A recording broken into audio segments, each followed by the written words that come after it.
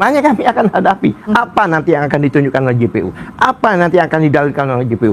Kami akan challenge itu semua. Dan kami dari awal dari pelaporan sampai kami tahu. Jadi kami tahu lebih komprehensif dibandingin JPU. Pencemaran nama baik dan fitnah, ya, itu tolong dibuktikan dulu. Di mana saya melakukan pencemaran nama baik, di mana saya melakukan fitnah. Tolong garis bawahi, pengacara-pengacara yang sedang bentrok ribut baik di kubu Tifa maupun di kubu Roy Suryo, mereka tidak mengerti apa yang dihadapi oleh kliennya. Kan di KPU beberapa kali itu juga fotokopi. Nah, kalau UGM dikatakan pembuatnya dan sebagainya, itu UGM tidak pernah menunjukkan secara fisik, hanya narasi-narasi aja.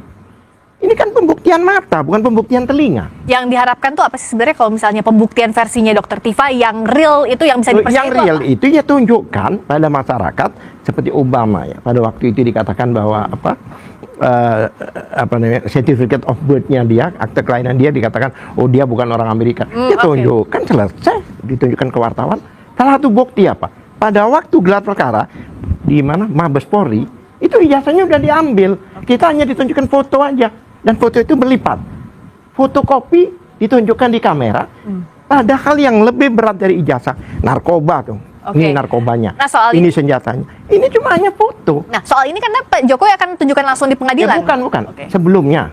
Yang saya bilang di Mabes Polri kan sudah pernah ditayangkan. Wartawan nggak tahu ijazahnya. Sampai sekarang tuh wartawan tidak tahu. Pada saat itu, kalau pembuktian pidana, apalagi press conference kepolisian, itu semuanya digelar, Pak. Senjata pun digelar, semua digelar. Ijazah foto, fotokopi berlipat lagi. Kalau aslinya tidak berlipat, kenapa fotonya berlipat? Berarti kan bukan aslinya yang ditunjukkan. Itu yang jadi masalah. Ya, pada waktu mereka mengkonfirmasi ke UGM, itu lawyer-lawyernya Bambang Tri dan Gus Nur. Dia datang. Kalau waktu persidangan dia ditunjukkan, tanyalah mereka bersurat. Tanya ke UGM, bahkan datang ke rumah Pak Jokowi untuk mempertanyakan. Mereka bertanya ini, tapi tetap aja tidak ditunjukkan. Nah, tapi soal akan ditunjukkan di muka sidang, tapi dianggap tidak cukup juga. Tapi sebelumnya tidak ditunjukkan, silakan. Ini cukup menarik. My friend Yakub ini kan berbicara sidang-sidang sebelumnya. Nah, kalau sebelumnya tidak ditunjukkan gimana? Mbak Friska, bahwa di sebelumnya digelar perkara khusus. Tadi Bang Alketiri refernya kayak yang Mabes. Yang di Polda itu sudah ditunjukkan.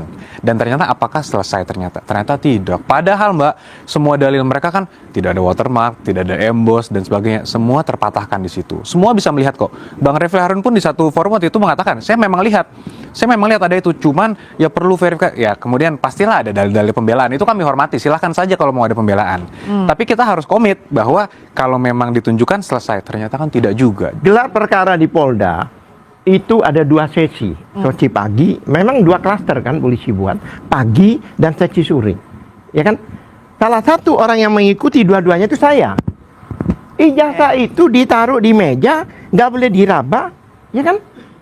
Nggak boleh diraba, hanya 5 menit ditunjukkan begini. Awas, jangan jangan difoto, jangan disentuh, dikacauin kita ini bingung juga, ya kan? Saya lihat gini, kok nggak seperti pada umumnya ijazah, tipis banget, nggak boleh disentuh, nggak boleh diraba. Bagaimana kita tahu bahwa itu ada emboss dan sebagainya kalau nggak diraba? Bung Yakub? Ya kan? Mungkin semua orang di situ sebenarnya sudah bisa setuju lah, sepakat bahwa memang ada semuanya watermark dan juga emboss dan sebagainya. Tapi kalau memang dari pihak tersangka atau terdakwa nanti ini tentunya keberatan atau tidak setuju, silakan saja. Nanti kan ada forumnya. Karena gimana pun gelar perkara khusus itu Mbak Friska bukan tempat pembuktian. Pembuktian itu hanya terjadi di persidangan. Jadi nanti silakan saja. Saya justru nggak sabar melihat nanti mungkin dari Dr. Tifa dan sebagainya untuk menunjukkan hasil penelitiannya. Kan dalilnya kan mengatakan penelitian. Walaupun saya juga agak bingung kok penelitian sampai mengunjungi makam dari ibunda Pak Jokowi dan sebagainya, mengatakan ada keanehan, mistis dan sebagainya. Ya saya nggak sabar lah melihat nanti di persidangan seperti apa sih sebenarnya teorinya gitu. Jadi begini ya kan, ijazah itu kan tidak tiba-tiba ada. Ada satu peristiwa, ada kuliah, ada ini, ada KRS, ada ini harus dibuktikan. Kami tidak hanya ke ijazah 1 ini, 709 ini berbicara apa gitu loh. 709 dokumen itu. Ya kan, ada KRS, kemudian ada yudisium, ada ini, ada itu. Bahkan pada waktu ditunjukkan oleh Barreskrim, beliau itu sarjana muda. Ada gitu. Masuknya itu sarjana muda, ada cawang di situ. Oke. Dan ada transkrip tulisan tangan. Jadi banyak keanehan. Nah, itu mudah-mudahan dibawa nanti di dalam persidangan. Kami akan challenge itu semua. Tulisan tangan. Oke. Kemudian jumlah apa ya? Apa istilah KRS-nya ke jumlah apa? Program studinya itu KHS-nya itu tidak sesuai dengan pada umumnya. Ya kan? Kemudian ada satu yang dikatakan koran.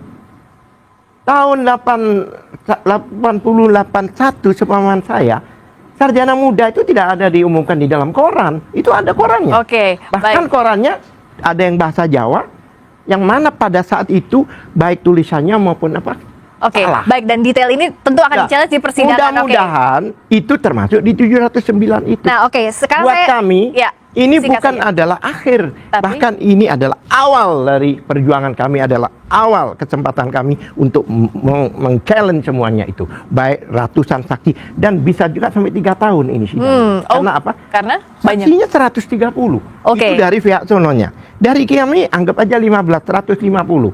Biasanya kami merasa saksi itu biasa sampai malam, teman-teman ya. Iya, iya, oke. Ya, anggap aja 2 saksi satu Artinya hari. ini akan masih panjang, Ya, tapi coba ini bayangkan. awalnya adalah di persidangan. 150 Oke, kalau baik. seminggu sekali dikalikan 7 berapa? 1000 berapa? Ya, tapi kita sih berharap Karena ini satu akan tahun itu hanya 360 hari. Oke, tidak hanya jumlahnya, tapi juga nanti bisa Ya, pembuktian secara akan substansi. lama. Oke, nah kalau dari Bung Yakub, akhirnya siapkah untuk di-challenge semuanya? Itu banyak sekali hal teknisnya, termasuk juga soal studinya Pak Jokowi sampai ijazah itu keluar. Sangat siap, Mbak. Justru kami Dan sangat Pak Jokowi akan bersyukur- hadir ya? Akan hadir, Mbak. Kami sangat bersyukur dan mengapresiasi rekan-rekan di kejaksaan yang nanti akan menjadi penuntut umum, karena mereka sudah sepakat dengan kami, artinya dengan ada tahap 2 ini, bahwa ada tindak pidana di sini. Jadi kami mendoakan, kami berharap pembuktiannya nanti bisa maksimal, sehingga ketika nanti ini disidangkan, ya tentunya penuntut umum bisa mewakili kepentingan kami korban untuk mendapatkan keadilan di persidangan. Oke, dan ini Sebenarnya adalah yang awal. harus siap Oke. itu adalah JPU, bukan tugas mereka udah selesai.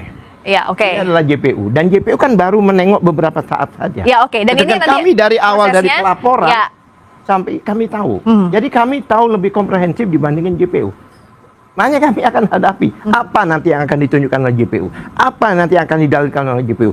Kami akan challenge itu semuanya. Itu akan di-challenge di persidangan dan Pak Jokowi akan hadir ya, penegasan sekali lagi. Hadir, Mbak. Akan Nah, hadir. tapi Baik. kemarin dikatakan oleh salah satu lawyernya, bilang kemungkinan pakai Zoom. Apa iya, Bang? Sejauh ini tidak, sejauh ini Pak Jokowi akan tetap hadir. Tapi salah satu lawyer kemarin di Rakyat Bersuara Oke, katanya kemungkinan ya, pakai tapi Zoom. tapi di Sapa Indonesia Malam ditekankan bahwa akan hadir ya. Pencemaran nama baik dan fitnah, ya, itu tolong dibuktikan dulu. Di mana saya melakukan pencemaran nama baik, di mana saya melakukan fitnah. Inilah orang yang kalau dalam kehidupannya sehari-hari udah biasa dia memfitnah orang lain.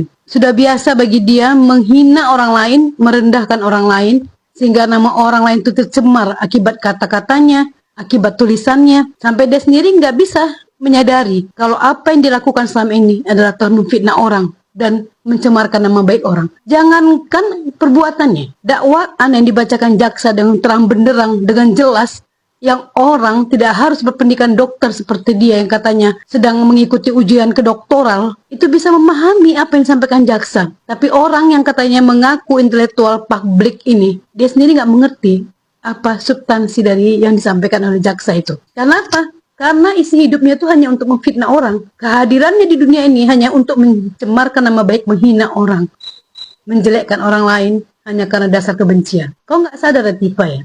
Begitu banyak jejak-jejak kau yang menghina Pak Jokowi, memfitnah Pak Jokowi. Dari mulai kau ke makam keluarganya, sampai kau sibuk membedah otaknya. Bahkan kau cari uang dengan menjelekkan orang lain. Cari uang, kau buat buku, yang buku itu mau kau jual untuk donasi kau. Donasi apa? Donasi semesta. Hanya karena kau terlilit utang. Gak malu kau, Tifa, ya? Mulut kau itu ya, dengan lamisnya, setiap hari kau mencaci maki Pak Jokowi. Gak sadar kau ya. Apa perlu dibeberkan nanti di depan pengadilan apa yang sudah kau lakukan terhadap Pak Jokowi? Itu pengacara kau sibuk membela kau. Kau bilang, dia hanya menganalisa foto, dia nggak pernah mengoprek-oprek. Udah jelas kau di acara Live Bersuara, kau potong-potong foto Pak Jokowi.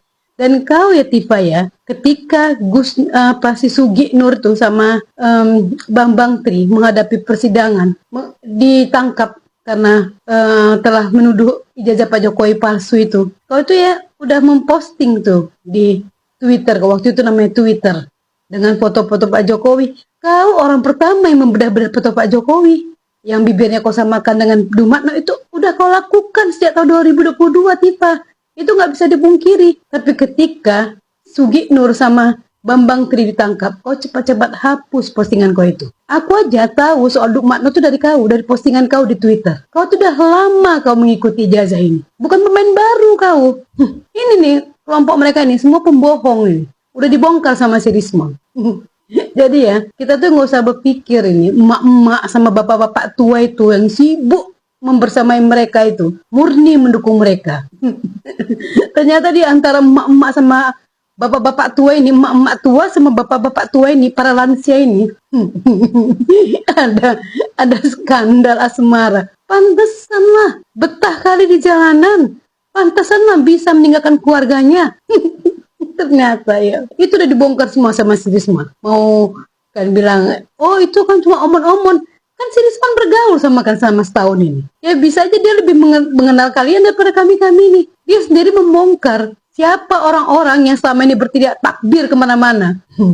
Pantesan lah ya. Sampai yang katanya ada namanya WB, ada yang namanya itulah. Sampai ada yang katanya kumpul kebo, ada yang katanya habis demo check-in. Itu udah dibongkar semua sama Risma. Ini lagi nih, yang katanya kejujuran.